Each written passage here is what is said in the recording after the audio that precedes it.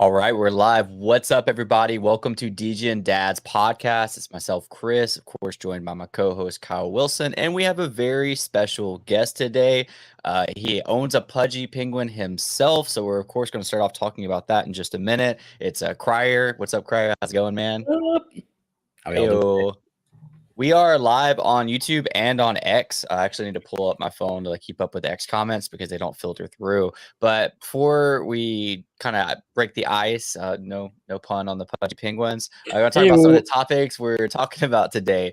We're going to be talking about, of course, the pudgy penguins with Crier, SWOOSH, teaming, and aka Nike, dropping some physicals, the first ever physicals. Instagram CEO is apparently bullish again on NFTs. We're going to talk about the SoFi, whether it's FriendTech, whether it's Stars Arena, and Kyle's even going to tell us a little bit about Lens Protocol. And we're going to talk about at the very end, as we always do, some of the recent AI releases. Canva has a whole new set of AI to compete with Adobe and other platforms. Kyle and I have been using that ourselves. It's been really cool. So, of course, we're going to talk about that at the end. So, without further ado, gentlemen, how's it going today? GM. It's going good, man. Good morning. It's always a GM. I'm good. GM. Before we even went live, I asked Crier, I've been wondering, I'm just going to say it again, even though I know the answer. I see a lot of people talking about the excitement of pudgy penguins in Walmart, and that is exciting. It's expanding the IP, and it's bringing more people that otherwise wouldn't have maybe ever cared about Web3 possibly into the ecosystem. But I do know that there's a layer of this that is royalties to the holders of the IP. I don't hear anybody talking about that. Is that so I know, Crier, you didn't do that with your penguin because you bought yours a little bit later, but does anybody even talk about that in the pudgy penguin circles? I mean, yeah, huddles? I feel like that's something that's definitely kind of chatted about just on. First of all, there's a new system coming out. They have a new website coming out that's called Overpass, a new product, and that's going to focus on IP generation, kind of like a marketplace. People are able to put up contracts saying you can use the IP of my product or my my IP here for this many months at this much price, right? So I think that's something where I think they'll change a lot versus, he said that this was season 1. We saw the pudgy man, PP man, Superman looking pudgy used as IP. And then, we saw a lot of other ones, just random people who applied for their pudgy or little pudgy to get picked, right? There was just they handpicked people, here's the application, we want these, traits of whatever they picked.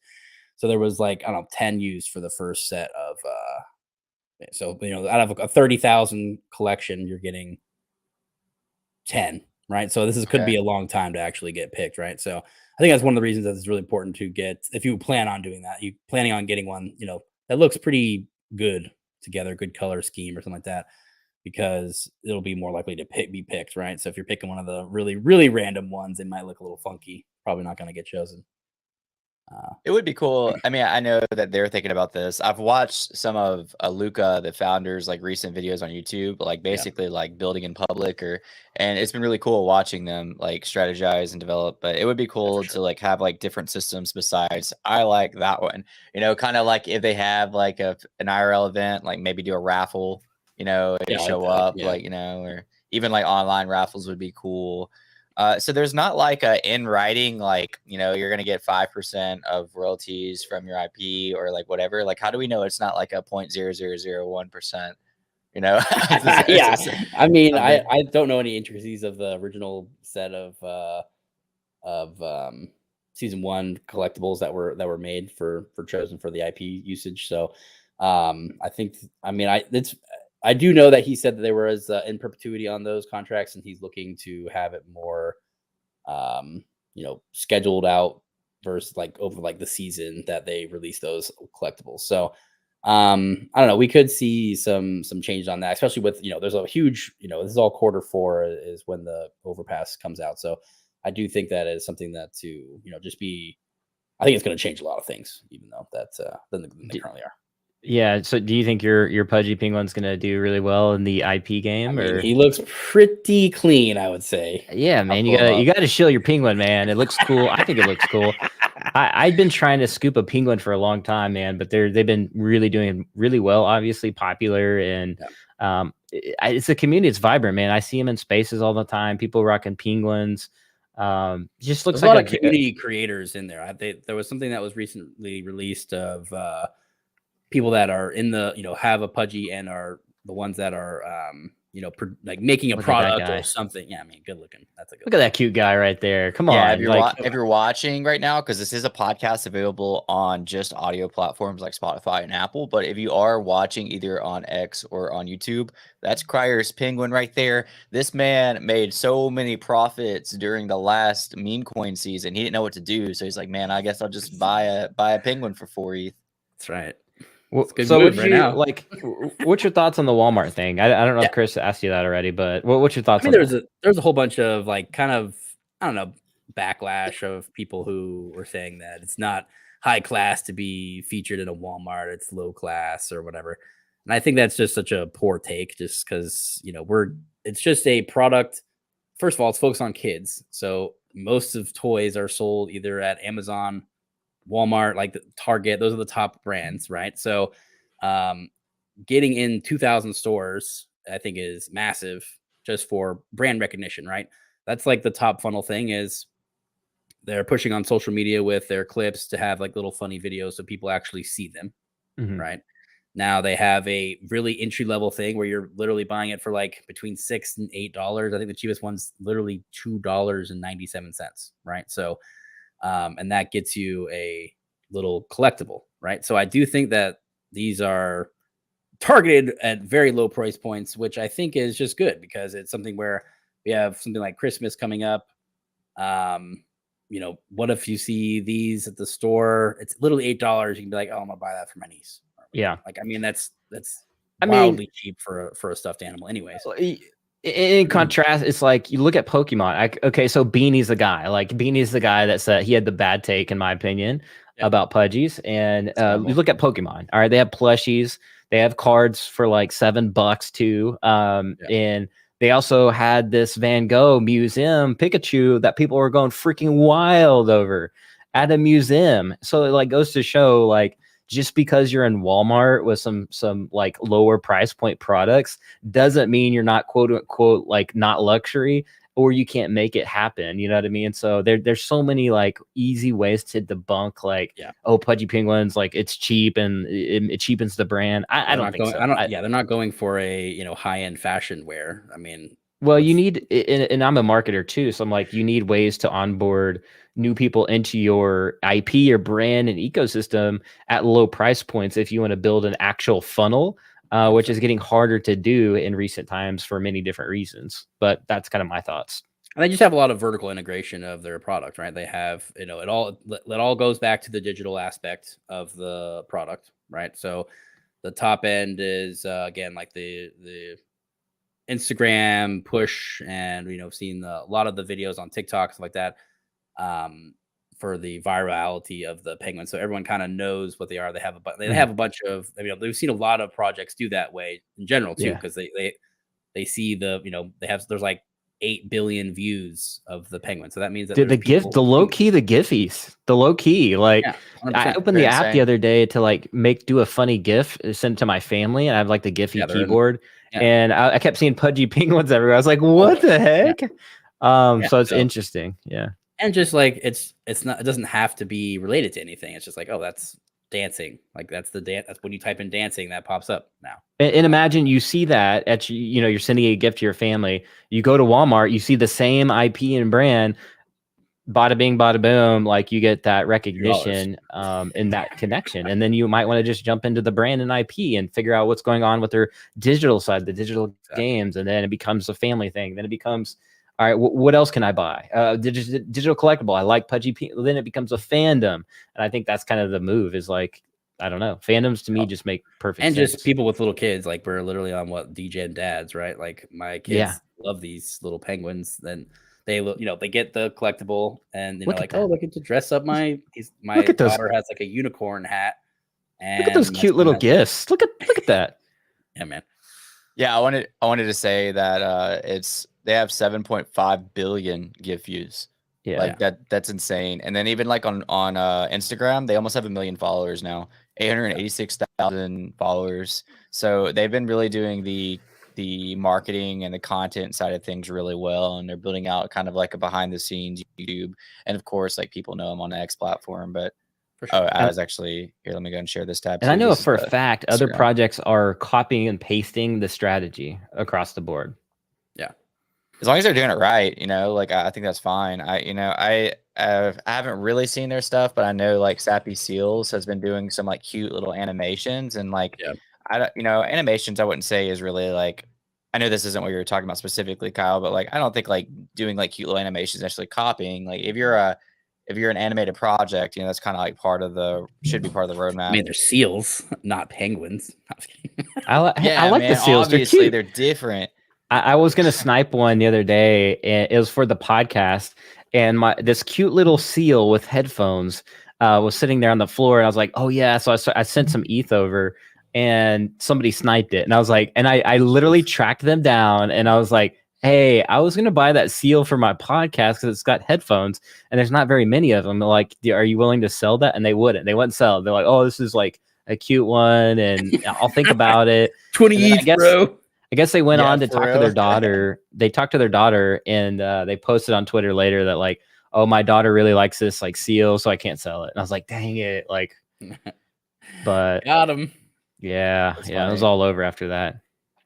But yeah, hey man, you can respect it. You got some kids. If your daughter walked in the room is like, "Dad, I love that," and it would be kind of hard to let go. It's a hard thing, and you just can't sell your stuff if your kids like it. And it's like, yeah, you feel a little dirty selling them. A few of those for sure.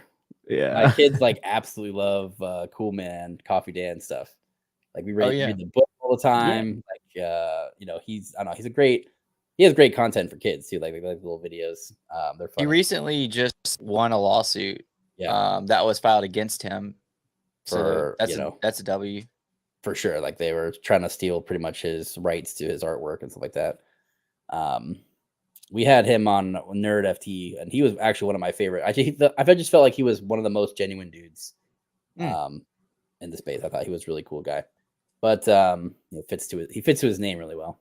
But yeah, by the way, I forgot to mention at the beginning, like shout out to Crier. He's got like 3 other podcasts. He's got Nerd FT. He's got well, you want to just introduce him? What's up? Yeah. Old Dog. Your other podcast is one for for basic education for crypto. Nerd FT Radio is just like mostly Web3, just news / updates about gaming and like nerd culture, right? So Archie's crazy into Marvel stuff, so you'll hear him rattle on about all the new Marvel stuff. So if you like that, and Star Wars, so it's got a good real nerd. Look, man, me and you running all that media. I've been trying to convince Kyle, but he keeps telling me no. You need to come down to New Orleans in 2 weeks. They're having the Financial Content Creator Conference. I thought y'all call it Nolans or something. Nolans, and it goes over like some it goes over like podcast structure, like the deep like in the weeds about it. It goes over like YouTube, Instagram, like specific platforms specifically for financial content creators. And usually there's like special guests there that are like have already been like widely successful. Where's that? I help run the media. It's New Orleans.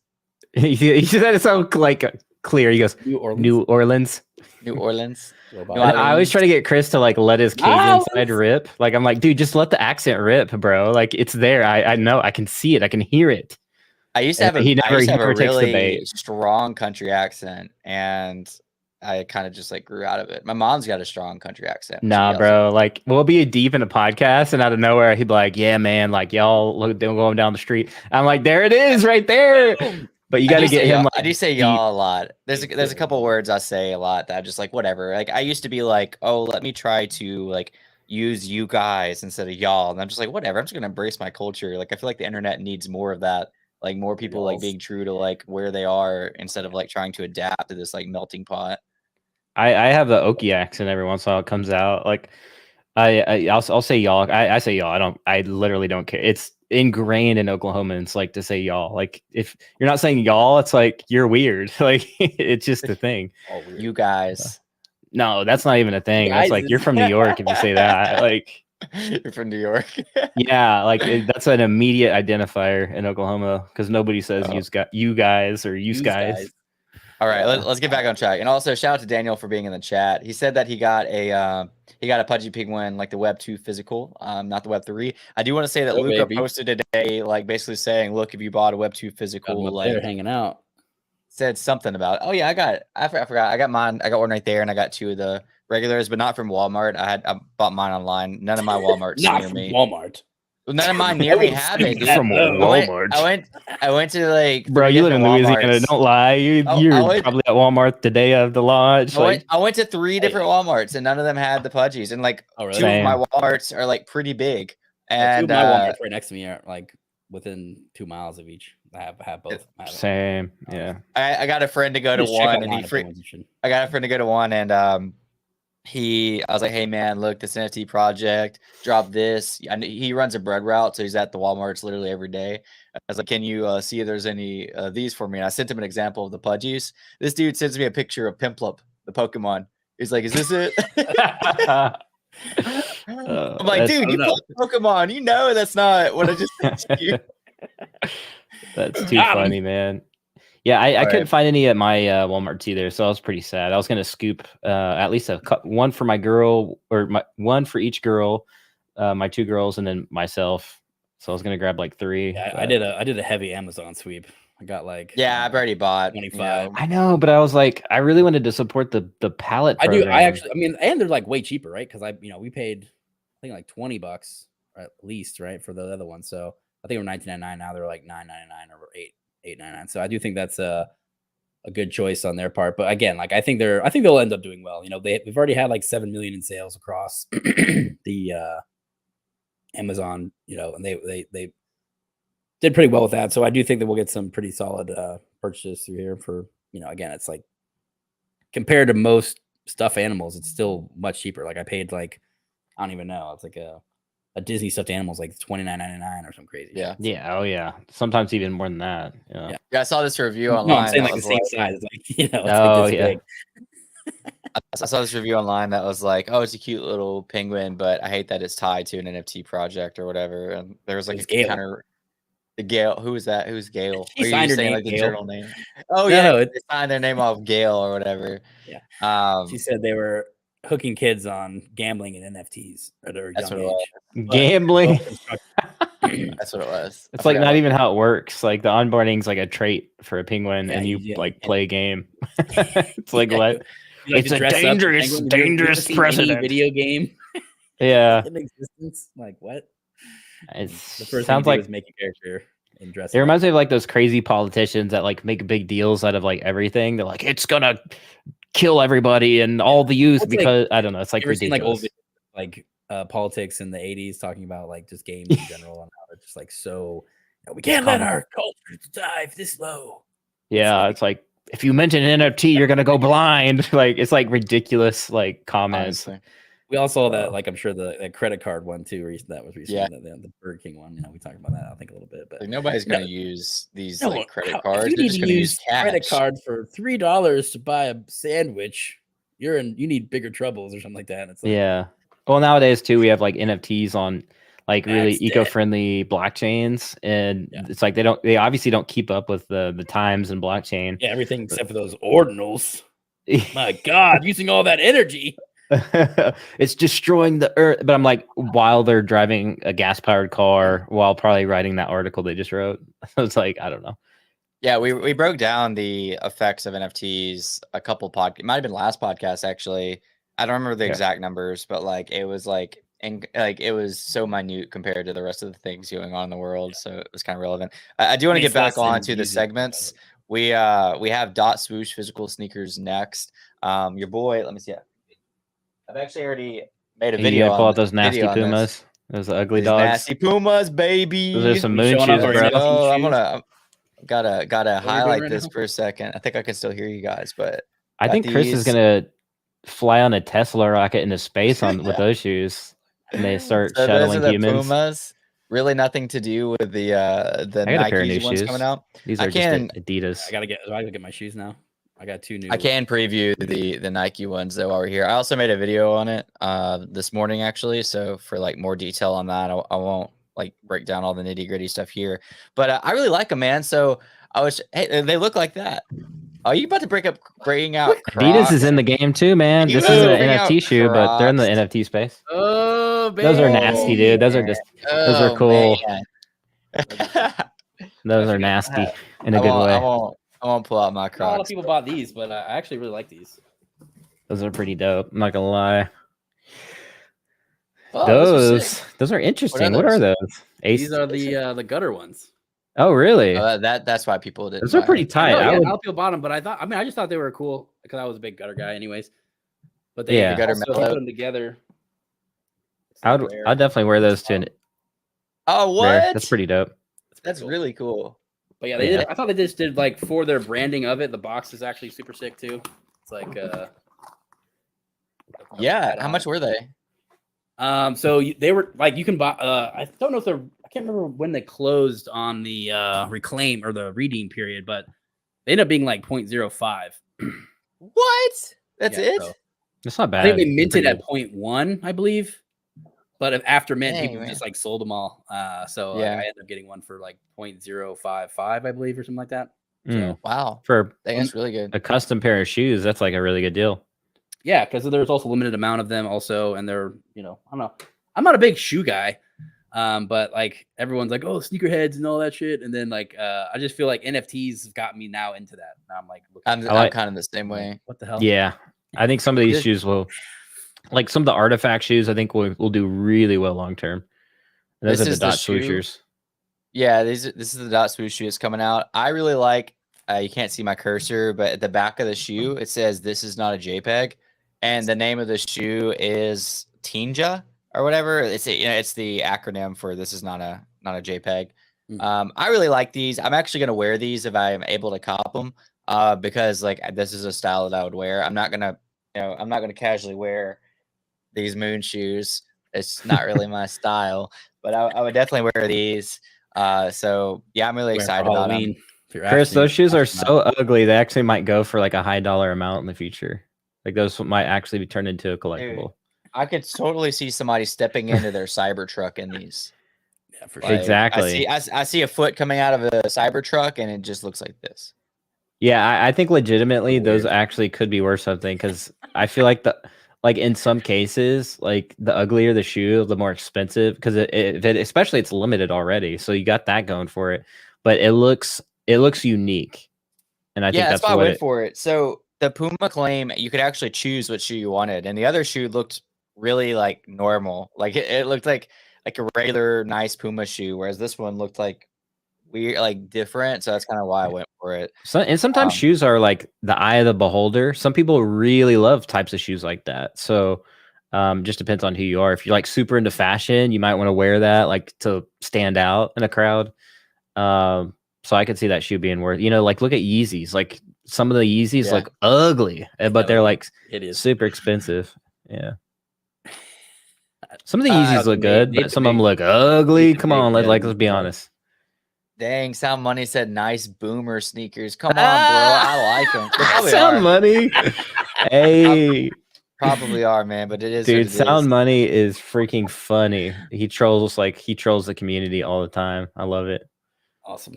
Which ones to talk about? All of our collective shoes that we showed off, all boomers. Sound Money's a meme connoisseur of sorts. He is. I wanted to point this out real quick. We could watch it together. I thought it was really cool. Nobody's really talking about it. So, a little backstory.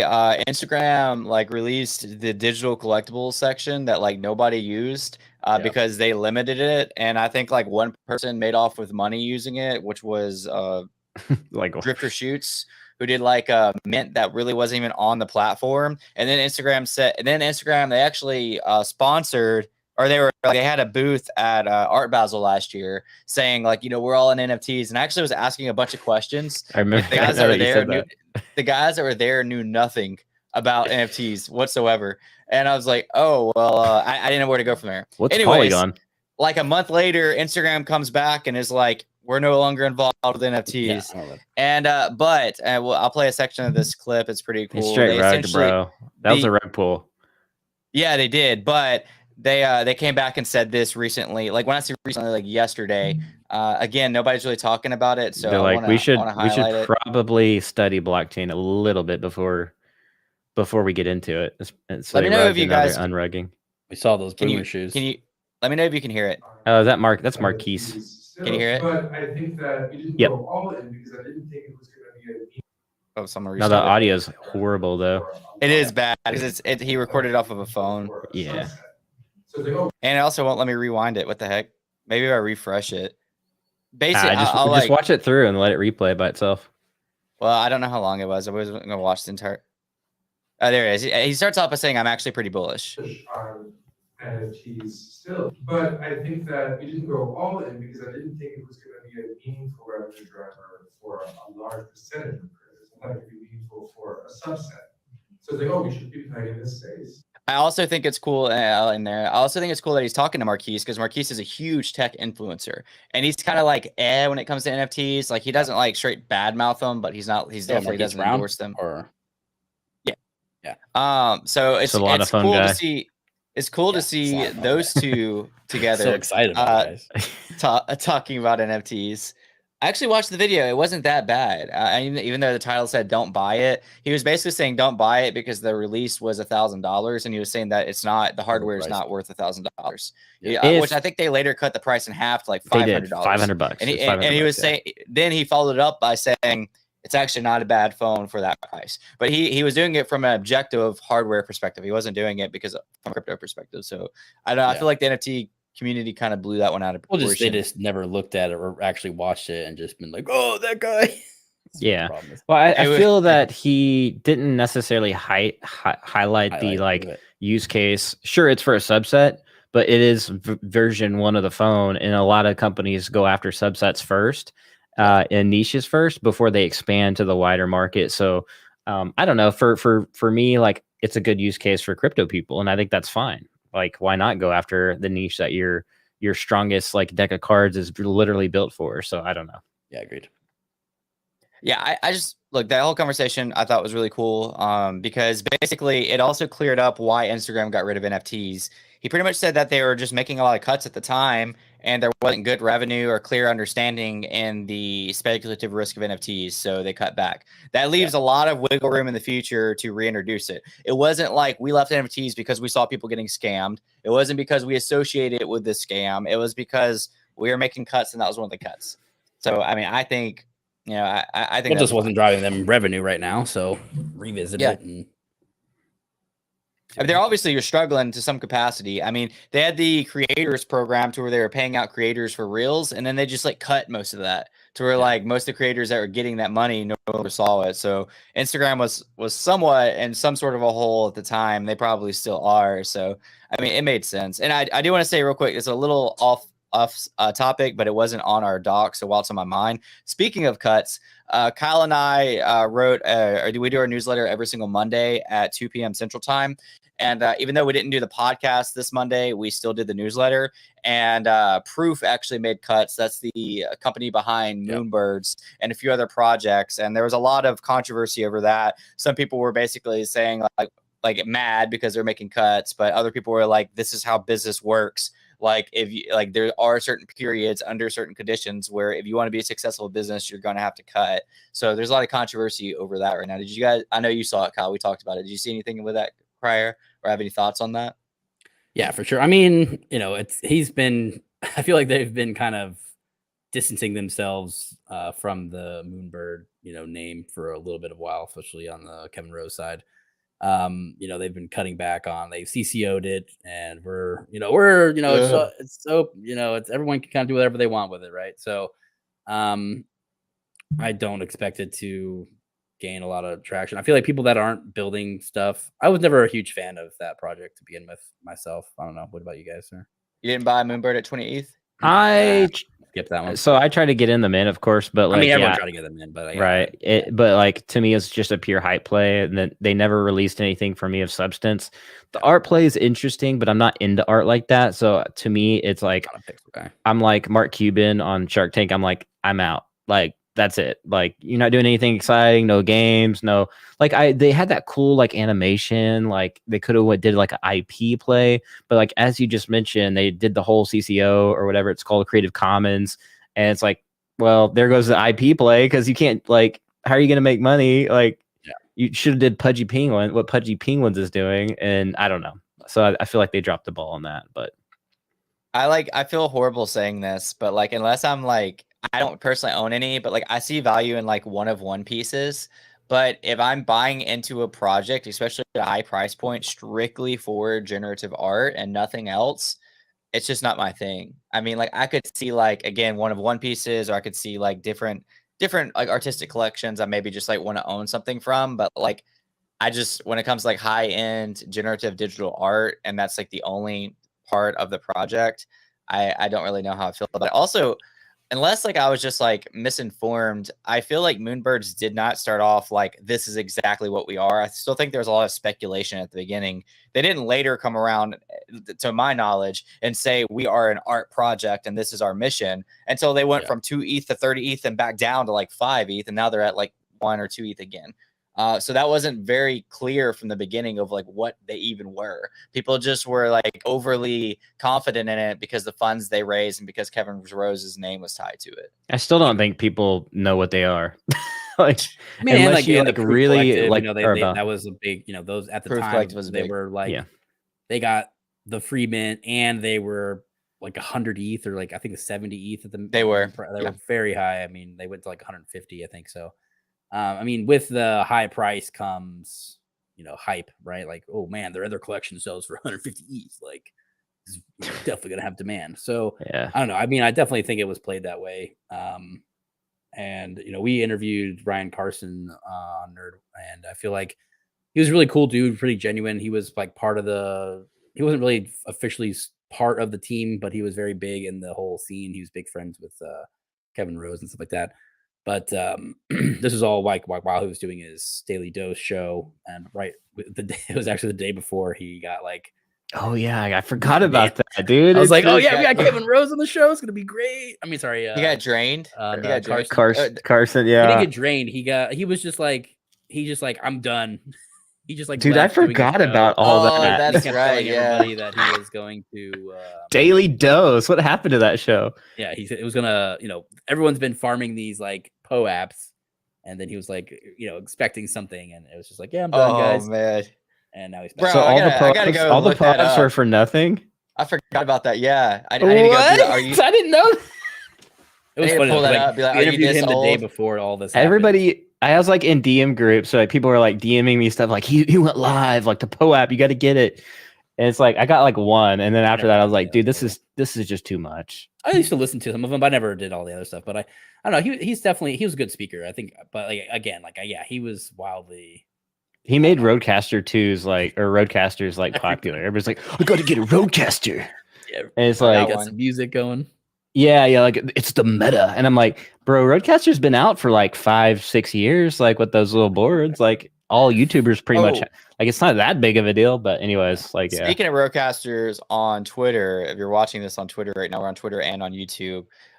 Be very careful with playing copyright music on your spaces, because Leap just got suspended like 2 days ago for using music on his spaces, and Gentle Tornado has been suspended for like 2 or 3 months. Dude, that's what makes me nervous to even post videos with anything. I get scared to post videos on. Matter of fact, my video I uploaded today, I cut the music from it. Am I delayed? No, I'm just messing with you. Yeah, my video I posted today, I had to cut the music from it. Kyle, what the heck? I'm sorry, I lost it, bro. All good, man. Yeah, I had to cut the music today because I didn't want X to strike me, and they were pretty bad at that because there's like 0 warning. I think they send you. So the difference between Leap and Gentle Tornado is they do send out like hey, this is copyright. You need to take this down immediately. And I think Leap saw it within the window, so he was able to like take it down and get his account back. Whereas Gentle Tornado apparently did not get it within the window, and again, he's been suspended for like 2 months. He had 14,000 followers ish, as like around that. very well known in the NFT space. If you don't know who Gentle Tornado was, so Writing. like, even somebody with that large of a following can get hit and not come back. He's a very positive guy too. Like he literally still does his like every day he posts a gratitude video of like what he's thankful for. He still does it like on his second account, and he usually just has like positive things to say. So it really sucks for him, and he definitely needs to. I hope that they get his account unsuspended. It's kind of scary for video and streams too. Like they could somehow implement a system just like YouTube, and it scans your videos and streams. Like, man. Well, I hope they do that in the right way though. Like hopefully they like YouTube tells you if your video is copyrighted through YouTube. So like it literally gives you options. Like, do you want to like mute this section of your video? Do you want us to use AI to like take this out? Look, you're not going to make revenue from it. They don't just suspend you for crap. So like that's a big difference, you know. Like I wish all platforms would have that model. So I don't know. I mean, that's something that YouTube has on X right now. I do not like the lack of security around like not knowing whether my account that I've worked really hard on is going to be there the next day or not. So a great segue into something like Lens. Yeah. Well, just all right. So SocialFi. Like we were gonna talk. It was one of the topics we have with FriendTech, the SIM swaps. So we can talk a little bit about. We have Stars Arena, which Kyle was really early to, but he doesn't want to talk about. Instead, he wants to talk about Lens Protocol. Well, I mean, so FriendTech, the SIM swap thing, that's a big deal. We should probably highlight that because people are getting like text messages and phishing links. And so like, you just have to be aware of that with some of these new apps. Like, it doesn't matter what app, like there's going to be some idiot out there that's trying to hack and do all these phishing scams. So yeah, be aware of that. There's security issues on some of these apps. They've, even the Stars Arena, they updated a patch. There's a hack. I guess people were stealing money like from people's accounts. So it's just such a early, space, nascent. SocialFi is a new paradigm. It's interesting. FriendTech was the original one. Stars Arena is taking a lot of traction here. New features are being introduced. Both of them technically, obviously, could fail. But I think the paradigm is kind of here. I think Lens Protocol is like on the back heels of this could be one of the beneficiaries of like quote unquote SocialFi, or at least decentralized social media. I'm curious what your guys' thoughts on this topic. Yeah, for sure. I mean, we've seen a lot of plays like that. I mean, BitClout was kind of the original one where that got ended horribly. So, yeah. What was that? I missed it. Huh? There's what ended horribly? BitClout. Oh, BitClout. Oh yeah. I mean, it's the same. I mean, it's the same idea where it's like you have, I mean, I would say this one's a little bit implemented a little bit better just because it's like on a AMM, automatic market maker bonding curve. So, it's something where you can speculate essentially on the value of a person. It's so weird. Yeah. Yeah.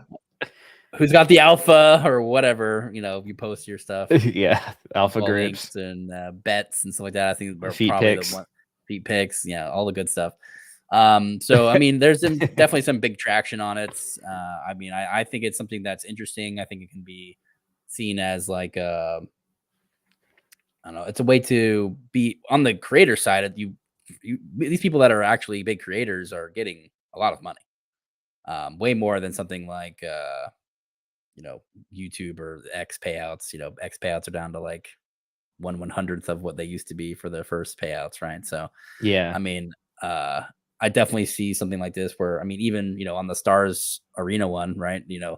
First entry into that, I didn't even have to fund my account with any money because I already had like $30 or whatever because people were buying and selling my key or whatever it's called on that platform.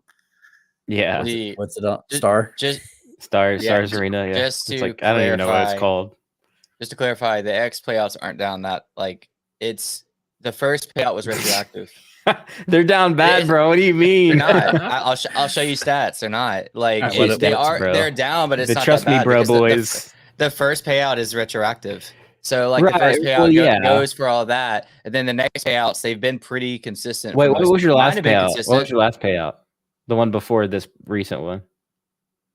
My last, I'll pull it up. It was 0. You didn't get paid the last time. I did. No, I did get paid. I got paid late.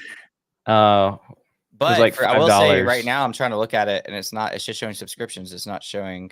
Well, if you compare the impressions to other platforms, was it more than $20? What? No, Was it more than $20? Mine more than 20? Yeah, No. it's more than 20. I think. I don't know. It's not letting me pull it up. Let me try my phone. But compared to like impressions on other apps, it's actually lower than like even TikTok. Oh yeah, I'm not saying it's good. I'm just saying it's not like on like necessarily this like huge downtrend. It's However, pretty, like, consistent. I think I've earned $0 on this, and all I had to do was sign up, and I've earned more than I've earned on any other platform. Exactly. In like a day from doing literally nothing. Yeah.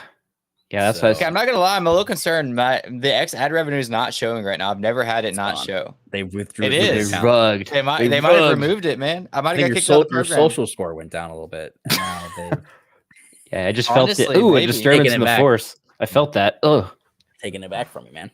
No, I think it's a good idea to like obviously obviously grow on any platform. I think that's like key. For sure. It's hard to beat the incumbents too. So like, even though we always talk about all these new things and new paradigms, it's going to be extremely hard to beat incumbents. Like just the web 2 incumbents. Like, well, I mean, you see it like, so first one was FriendTech. There's like 10 other ones now. I've tried like Cypher, I've tried the Stars Arena, and I've tried one other one. I don't even remember the name of it right now. And the ones that are valuable instantly are the ones that are just valuable on FriendTech. Like, it's like Bogfather and Icy and Salon, whatever his name is. I can't remember his name. But just like L and Racer and all the other people. And then the devs, whoever made that one is up, So, I mean, that's kind of like a trend where it's just like, I mean, it's crazy on FriendTech though, in general. Like the whole point of I've trying to make is I literally took no money over there. I think I put like 0.01, which I think was like $10. Yeah. And I'm up to like 0.62 in portfolio value or something. And it's very minimal stuff. Like I tried it early when people first talked about it, and you got like points for distributing it, right? So essentially you become their social marketing arm. Yeah, and it's good for the blockchain too.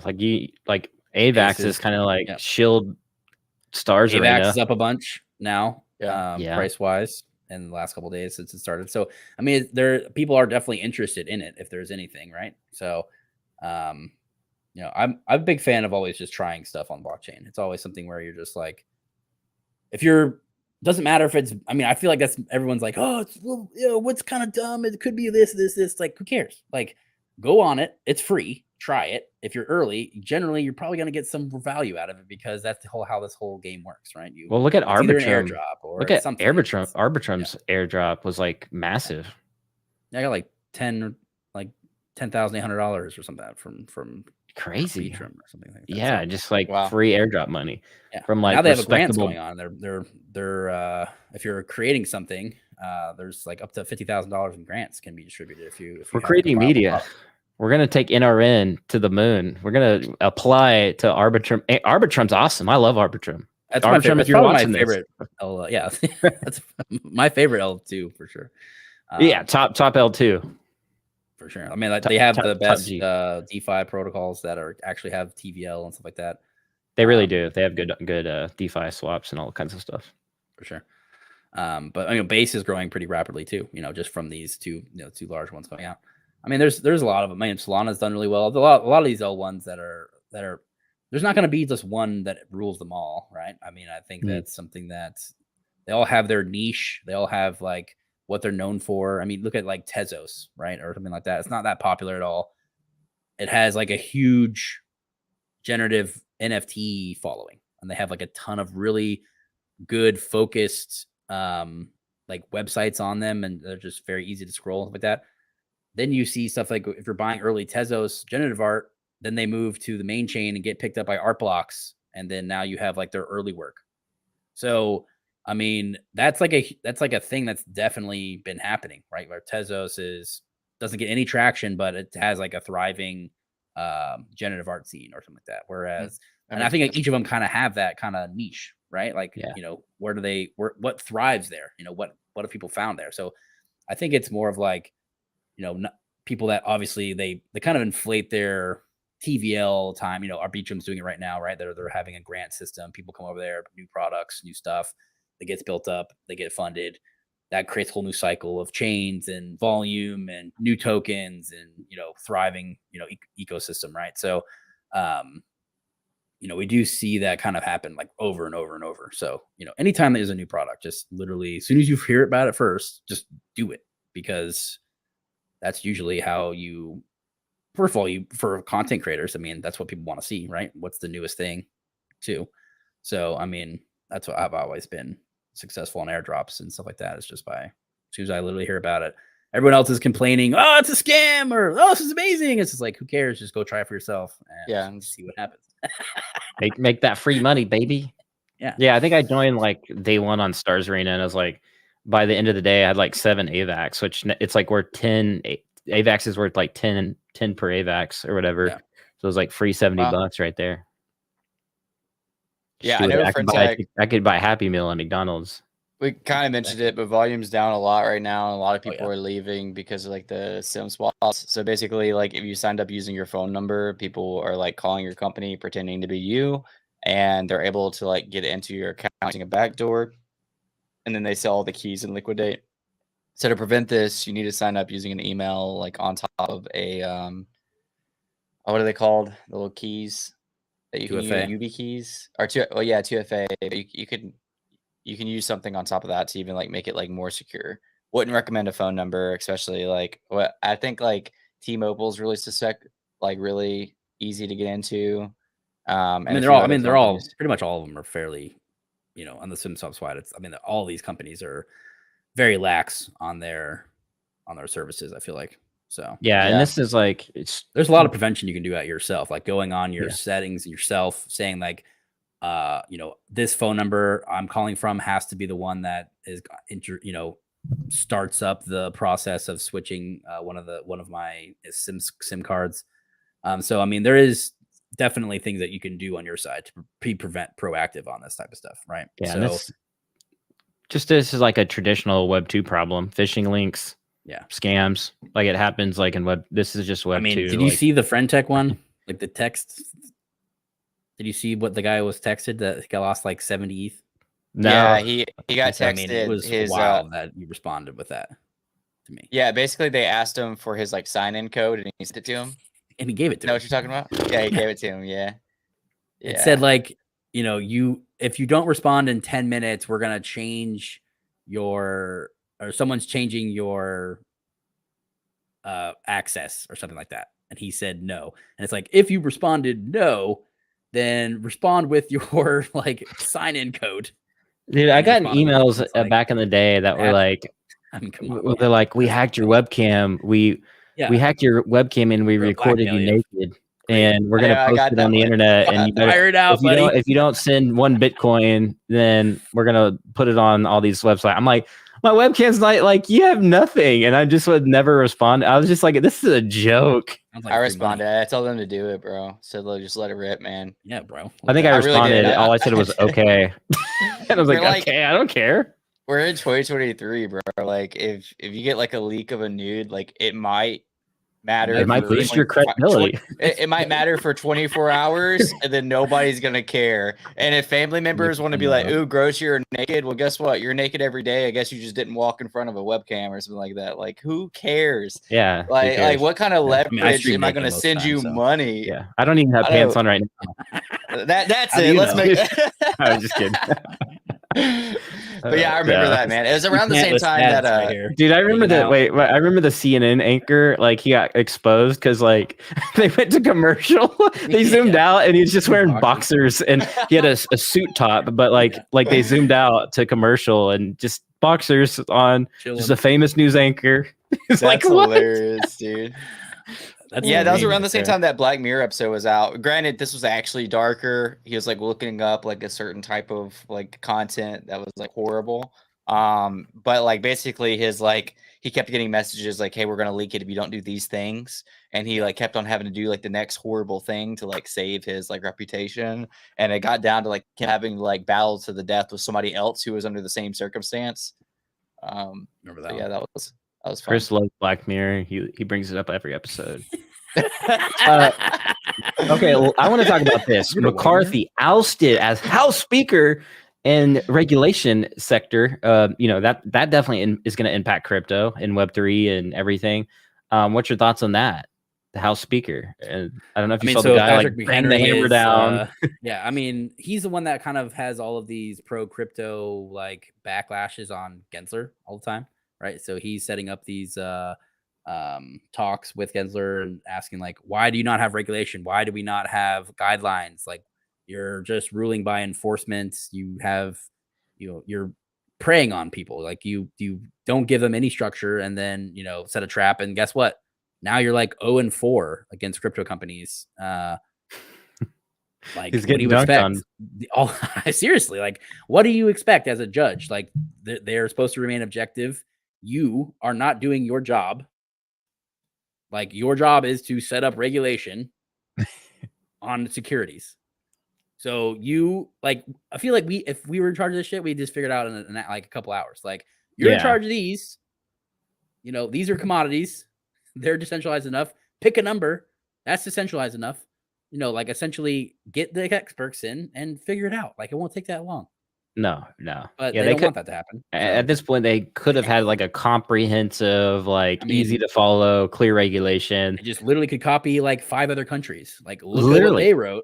Like South Korea, Mika, Australia, Netherlands, Sweden, Europe is not having one. They're all of these countries already have some sort of regulatory framework. Now Hong Kong. There's definitely a lot of people that we just be like, oh, let's copy their notes, bros. Just look at it and then do it. Put it in ChatGPT. Yeah, change 20 words in this phrase, please. Yeah, just delete that country and add USA. Like, literally. Wherever it says South Korea, add United States. Please. Just add the US. We're just going to copy that work real quick. It's pretty much what the US does these days, anyways. It's like, it's wild. US is just not innovating anymore. Just second possible, threatened shutdown of government shutdown in a year. That's nice. Like, how's your country doing, bro? Almost shut down. Regulators can't really agree on anything. Just passed $33 trillion in debt. And now we're at 33.4. Just all-time highs. Later, just breaking all-time highs, is ripping them through them. So, I don't know. I feel like there's a lot of issues. And my thought process is the more turmoil there is globally, the more likely something like Bitcoin will be adopted, right? Or, you've seen it was first a person bought it, and then a LLC bought it, and then we had large corporations buying it. Now we have countries buying it, opting out of the practically serfdom of the United States if you use the US dollar, right? Like, here's my allowance. See what you can do with that. So I do think that it's just the next stage of the more hyperinflation happens. It's happening rapidly across, we've seen it happen in 6 currencies in the last 20 years. It's going to keep happening. So if new third world countries choose to accept it, they can, a lot of Central American ones are looking to that, dude. It's like the meme. It's like the meme where like Bitcoin, it's like, I'm not sure if Bitcoin is actually worth more, or it's that the dollar is just so not worth anything. So that's what makes the price more.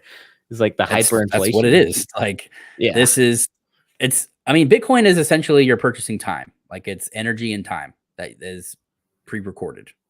Like, you're spending this energy at a later moment, essentially, right? So that's how I picture it.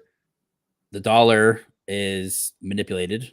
It goes up and down all the time, right? We've seen over the decades, 80s, when we went off the gold standard, it went up to 18% interest inflation year over year was the peak. We hit like 9. Now we're back down to 2 or whatever, but it's hanging out. We're not changing. Everything's kind of staying at these rates because that's we printed 48% of the supply. Yeah, and it may hang here for a while. And another thing is that some of the macroeconomic experts are saying, well, also low key, it could cause wars if the US dollar is just always number one. You actually might run into conflict more often because maybe people don't want to do that. So I don't know. There's a kind of just everybody's like thinking about this, like, do we really need like an actual global reserve currency, or can we actually get away with a couple or, a few? So that's like what some macroeconomic guys are like throwing around and tossing around right now. So that's interesting because I never would have thought of that until like recent times. For sure. All right, guys, we're coming up to the end of the segment. So we always got to throw some type of AI in here. Okay. So Canva just released Magic, which is it's their like wait, we gotta get Adobe the chat and stuff. We got to get the chat involved. Chris is gonna do the expanding thing. Do you think Crier's legs on his pudgy How do you is know gonna I have was pants? gonna do the legs? His pants, because you have it right there. Because we need to see the legs. Like, but we need right. wait. We got to ask the no. We got to ask the viewers. Is it gonna do pants or no pants? No pants. Come on. You have no pants. Team no pants. You have like 20 seconds to. Chris didn't want to have fun with this one. I'm sorry. Well, no, it takes a little bit of time. I'm team no pants as well. I'm with Crier on this one. No. Oh, what is that? And a sack. Yeah, it's like a potato. What's that bottom left one? Well. What on earth? What kind of horror show are you running here? All right, here. Let's do that. Let's run that back. That back. Reload. Pants or no pants? You guys pants? been using the Bing DALL-E 3 stuff at all? A little bit. I tried it. Oh, wait, it dropped? The Bing DALL-E 3 is actually live? If you get like selected for it in the preview, you can use it. Oh yeah, there we go. It's like on a head. It looks like Stewie's dog or whatever. Dude, that's exactly what I was. Yeah, it definitely did. Okay. Like as soon as I saw that, I saw that. Let's try this. So yeah, Brian. They have other effects. They have other effects. So we'll try that. All right, so we're gonna go from here. That he looks like a politician, like on top of Magic edit. Okay, so we're gonna try to change this. Just keep the belly button. Keep the belly button. We're gonna change. Wait, do I have to like fill it in? No, I don't think so. Pretty sure I do. We're gonna change it. All right, we're gonna change this. Do you have the IP rights to this, sir? Yeah, like you're manipulating. Legs. IP live on air. And Crier's gonna send a cease and desist. Put legs with pants. Jeans with denim suit. I'll just do pants. Canadian tuxedo. My internet connection is mad at me doing this. Because am I looking pixelated? What? There it is. It gives him a boot and a leg. Like, what is that? Oh, here it is. Pudgy pirate. All right, so needs work. Penguin wearing his dad's pants, business suit. Oh my God. Definitely needs work. Definitely needs work. It's like one leg. We're in beta over here. I'll show you an example. Oh my gosh, dude. This is like not getting any better. Do the yellow ones. Backwards feet? I can't. What is that? All right, so this definitely SWOOSH right there. Those are some gutter shoes. Oh my gosh. All right, I'll show you. What is that? Like a breakdance? I'll show you how this actually comes in handy before we close off. Yeah. All right. So show us how this is actually useful because this was. I will. All right. So this is kind of dumb right now.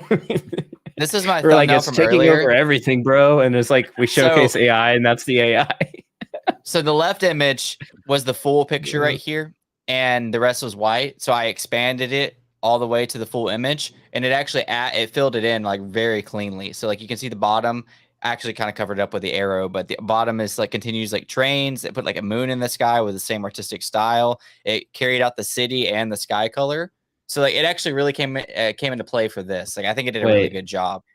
What are you looking at in the picture? What? The shoe. What do you mean? Yeah, like so like what are you looking up at? There's like the a shoe or something going over. This is not a JPEG. Your eyeballs are looking at the shoe though. It's like majestic. You're looking off. You're supposed to be like, I'm looking off in the sunset, bro. I'm looking at a bird. But I'm looking away from the sunset. I'm looking away from the moon. So that wouldn't make any sense. But why is the moon like in the day? That's it. Kyle wants to talk. We're gonna have to. We're gonna have to do this one, man. We're gonna. Chris is like, delete Kyle's video feed right now. Nah, bro. Yeah, I'm gonna go delete his feed. Kyle, you better hope I don't find this image in like 10 seconds. You should put pants on yourself. About to edit this boy up. You should. Oh wait. AI your own butt legs into this picture. Butt legs. Oh gosh. What legs? All right. What should we do? All right. I'll see you guys later. I gotta go. Just kidding. Daniel says, thanks for the live stream, guys. All three of you are legends. Hey, appreciate that, Daniel. You are a legend, man. Always showing up, supporting. Love it. All right, we'll conclude with this. Or maybe we'll end it like right before it generates a cliffhanger. Oh, look, you're holding a penguin, dude. Here we go. Little cute guy. I mean, I'm Steve Irwin Jr., as some say. These are so weird. Why is it penguins? You do add penguin in there? My arm is going into that shoe. Yeah. Look at that. Yeah, I added a penguin. What do you think we should add? Grab on with my strong hand. Here, actually, let's do something more practical. We'll do a cowboy hat.